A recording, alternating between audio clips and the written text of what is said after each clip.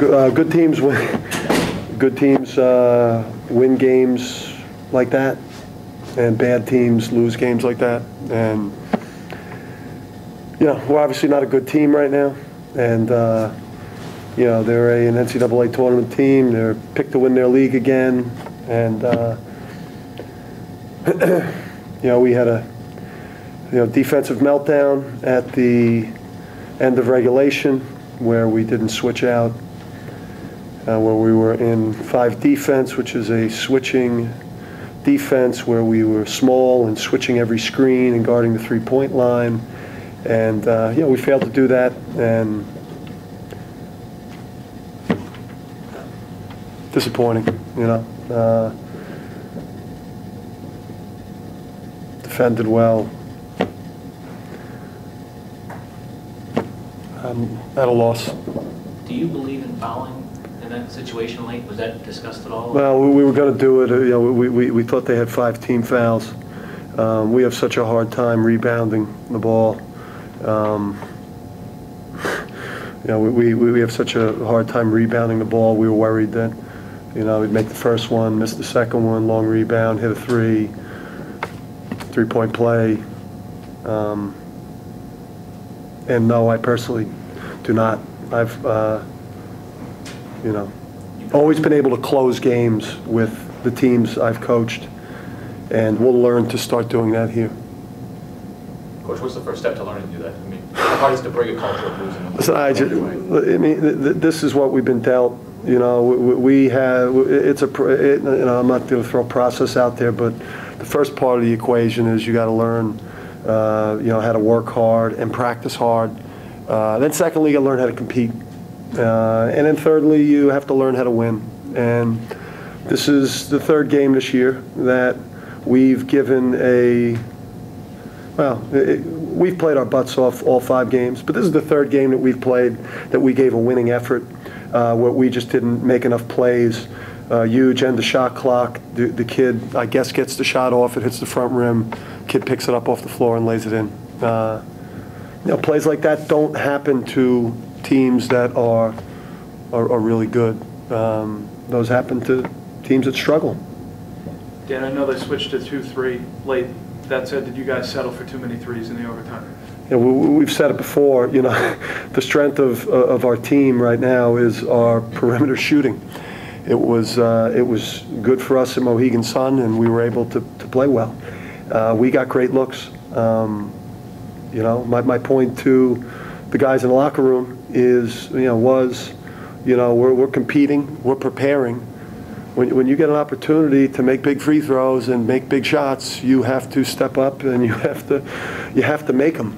It's part of being, it's part of being, it's part of being winners. And good teams. Olsen gets a look and makes it. We had some great looks even in overtime. I mean, wide open 3-point looks by guys that can make shots, and didn't go in. What was the foul shooting? I mean, you have a tough time scoring, and you give away points at the foul line. You just can't win that way. Yeah. I mean, listen, we know where we're at. Our margin for error is razor thin. It's uncharted territory right now. We've got to get better, and when you're not,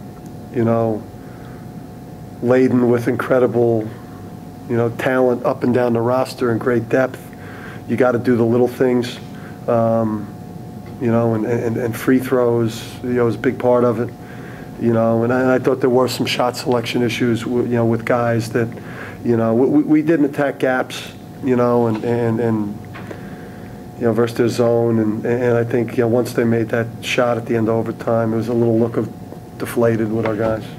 Talk about Jordan and why you went to him, so much more today than you have so far. Yeah, well, I mean, he dictated that by giving a really great effort. He's a building block guy for us here. He's got his brains beat in a little bit here early. He's playing college basketball in the post at 197 pounds, and that's tough to do. And but we have him on a serious calorie diet, and he's a building block guy for us. And a big part of this year for us is we want to win. We want to be better than what we are. Looking at that 0 there, I've never been through this before, and it don't feel real good. Dan, you see some good, like, positive things like coming out of the last 2 games, even though you lost, like. Listen, I come from a background, a culture of winning, and it hurts to lose. But when you see guys like Jordan Hare, 7 blocks, 16 rebounds, the way he played when he was physically overmatched, and what Xavier Munford can potentially be for us when he gets adjusted to this level of college basketball, and although Mike didn't play particularly well today, he's shown progress, and these are good teams we're playing. We're our out-of-conference schedule is littered with BCS level opponents and teams that won their conference last year. We knew this wasn't going to be easy, but I think that we're getting better.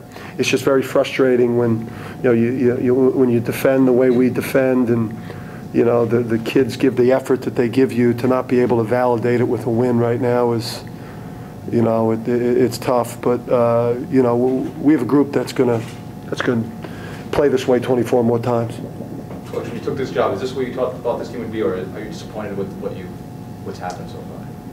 Well, I mean, the roster changed. Yeah, I'm not going to comment on that.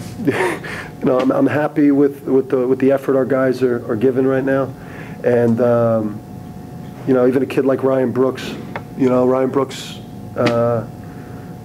hardly played on a team that won 7 games, and I get a lot of pride in watching a guy that wasn't given a chance to play, get in there and compete and rebound and play hard. As you're struggling to deal with the winless start, there are a lot of things that you're proud of, but the last 2 games in particular, I think, have been really heartbreaking for us. Is it good that you have a quick turnaround here, or would you rather, get them back to practice? Going to Auburn, it's something where you try to treat it like 1-game seasons here. For us, but just because you need the one. Just because we're not good enough to get ahead of ourselves, and if you look at Vermont coming up, who's a defending conference champion NCAA tournament last year, and you look at George Mason, who's a favorite to win the Colonial, and you look at Providence, who's got one of the best point guards in the country, and you got to kind of keep it. Because the schedule doesn't get easier for us,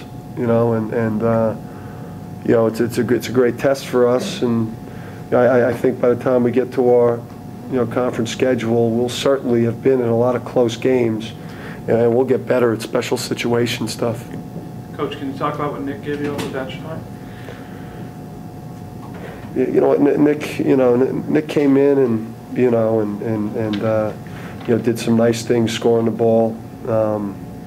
As a senior player, Nick's got to embrace the tough guy stuff, the rebounding and the defensive end, and coming, when your offensive drives are taken away, being able to come to a jump stop and make a good decision.